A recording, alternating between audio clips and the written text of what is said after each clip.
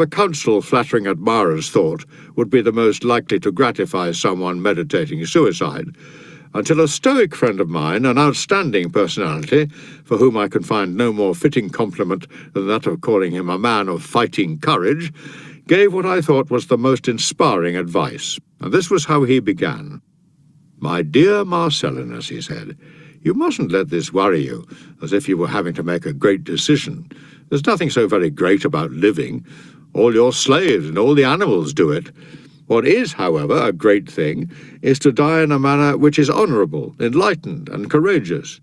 Think how long now you've been doing the same as them. Food, sleep, sex, the never-ending cycle.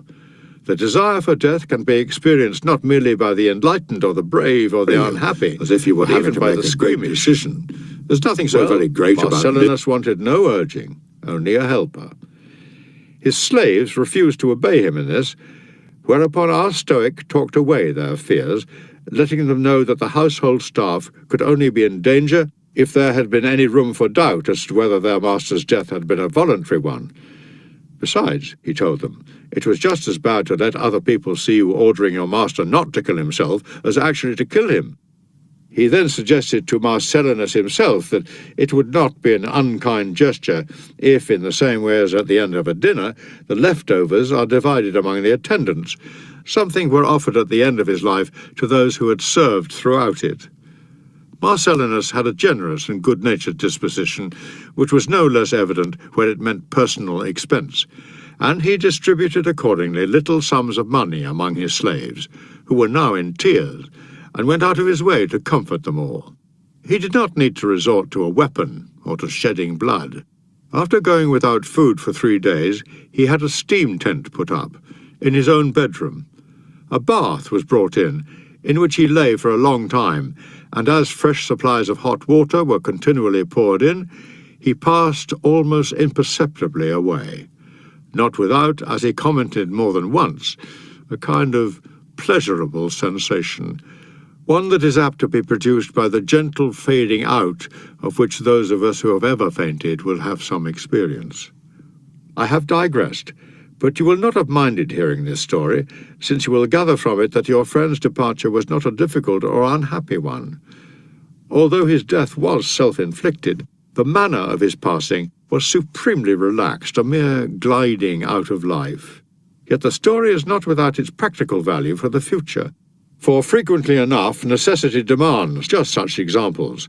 The times are frequent enough when we cannot reconcile ourselves to dying, or to knowing that we ought to die. No one is so ignorant as not to know that some day he must die. Nevertheless, when death draws near, he turns wailing and trembling, looking for a way out. Wouldn't you think a man a prize fool if he burst into tears because he didn't live 1,000 years ago? A man is as much a fool for shedding tears because he isn't going to be alive 1,000 years from now. There's no difference between the one and the other. You didn't exist and you won't exist. You've no concern with either period. This is the moment you've been pitched into. Supposing you were to make it longer, how long would you make it? What's the point of tears? What's the point of prayers? You're only wasting your breath. So give up hoping that your prayers can bring some change in the decisions of the gods. Those decisions are fixed and permanent, part of the mighty and eternal train of destiny. You will go the way that all things go. What is strange about that? That is the law to which you were born. It was the lot of your father, your mother, your ancestors, and of all who came before you, as it will be of all who come after you. There is no means of altering the irresistible succession of events which carries all things along in its binding grip. Think of the multitudes of people doomed to die that will be following you, that will be keeping you company.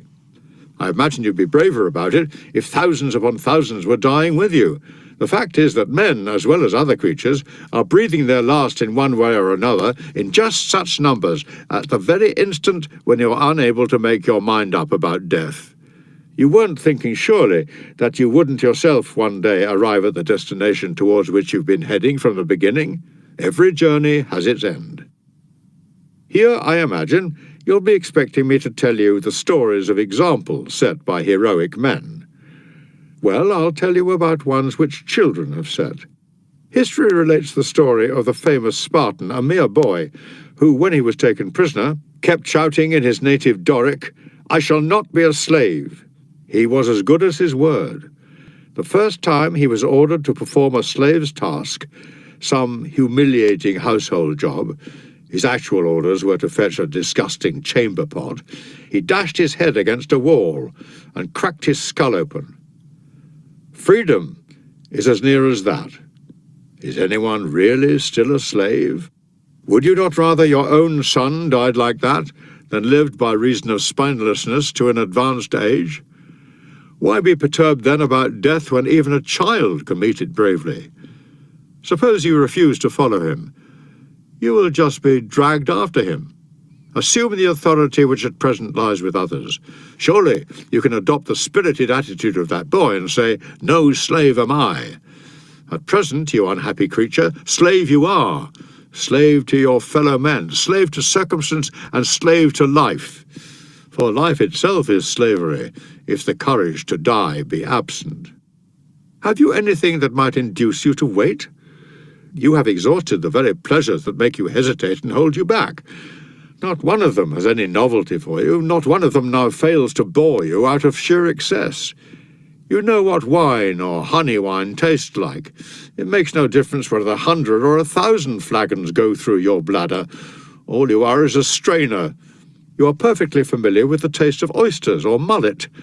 Your luxurious way of life has kept back not a single fresh experience for you to try in coming years, and yet these are the things from which you are reluctant to be torn away. What else is there which you would be sorry to be deprived of? Friends? Do you know how to be a friend? Your country? Do you really value her so highly that you would put off your dinner for her? The sunlight? If you could, you would put out that light, for what have you ever done that deserved a place in it? Confess it. It is no attachment to the world of politics or business, or even the world of nature, that makes you put off dying. The delicatessens, in which there is nothing you have left untried, are what you are reluctant to leave. You are scared of death. But how magnificently heedless of it you are, while you are dealing with a dish of choice mushrooms. You want to live. But do you know how to live? You are scared of dying, and tell me, is the kind of life you lead really any different from being dead? Caligula was once passing a column of captives on the Latin road, when one of them, with a hoary old beard reaching down to his breast, begged to be put to death. "So," replied Caligula, "you are alive then, as you are?" That is the answer to give to people to whom death would actually come as a release. You are scared of dying? So you are alive then, as you are? Someone, though, will say, "But I want to live because of all the worthy activities I'm engaged in. I'm performing life's duties conscientiously and energetically, and I'm reluctant to leave them undone." Come now, surely you know that dying is also one of life's duties? You're leaving no duty undone, for there's no fixed number of duties laid down, which you're supposed to complete. Every life, without exception, is a short one. Look at in relation to the universe, even the lives of Nestor and Satia were short.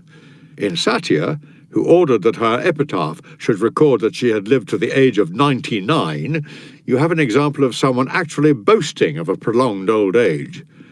Had it so happened that she had lasted out the 100th year, everybody surely would have found her quite insufferable.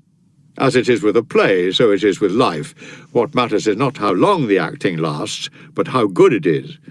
It is not important at what point you stop. Stop whatever you will. Only make sure that you round it off with a good ending. Letter number 78. I am all the more sorry to hear of the trouble you are having with constant catarrh, and the spells of feverishness which go with it, when it becomes protracted to the point of being chronic, because this kind of ill health is something I have experienced myself. In its early stages, I refused to let it bother me, being still young enough then to adopt a defiant attitude to sickness and put up with hardships, but eventually I succumbed to it altogether. Reduced to a state of complete emaciation, I had arrived at a point where the catarrhal discharges were virtually carrying me away with them altogether. On many an occasion I felt an urge to cut my life short there and then, and was only held back by the thought of my father, who had been the kindest of fathers to me, and was then in his old age. Having in mind not how bravely I was capable of dying, but how far from bravely he was capable of bearing the loss, I commanded myself to live. There are times when even to live is an act of bravery. Let me tell you the things that provided me with consolation in those days, telling you to begin with that the thoughts which brought me this peace of mind had all the effect of medical treatment. Comforting thoughts, provided they are not of a discreditable kind, contribute to a person's cure. Anything which raises his spirits benefits him physically as well. It was my Stoic studies that really saved me. For the fact that I was able to leave my bed and was restored to health, I give the credit to philosophy. I owe her, and it is the least of my obligations to her, my life, but my friends also made a considerable contribution to my return to health. I found a great deal of relief in their cheering remarks, in the hours they spent at my bedside, and in their conversations with me. There is nothing, my good Lucilius, quite like the devotion of one's friends for supporting one in illness and restoring one to health, or for dispelling one's anticipation and dread of death. I even came to feel that I could not really die when these were the people I would leave surviving me, or perhaps I should say I came to think I would continue to live because of them, if not among them. For it seemed to me that in death I would not be passing away, but passing on my spirit to them. These things gave me the willingness to help my own recovery and to endure all the pain. It is quite pathetic, after all, if one has put the will to die behind one, to be without the will to live. There, then, are your remedies. The doctor will be telling you how much walking you should do, how much exercise you should take. He will be telling you not to overdo the inactivity, as is the tendency with invalids, and recommending reading aloud to exercise the breathing, its passages and reservoir being the areas affected. He will recommend that you take a trip by sea, and derive some stimulation for the internal organs from the gentle motion of the boat. He will prescribe a diet for you and tell you when to make use of wine as restorative and when to give it up in case it starts you coughing or aggravates your cough. My own advice to you, and not only in the present illness but in your whole life as well, is this. Refuse to let the thought of death bother you. Nothing is grim when we have escaped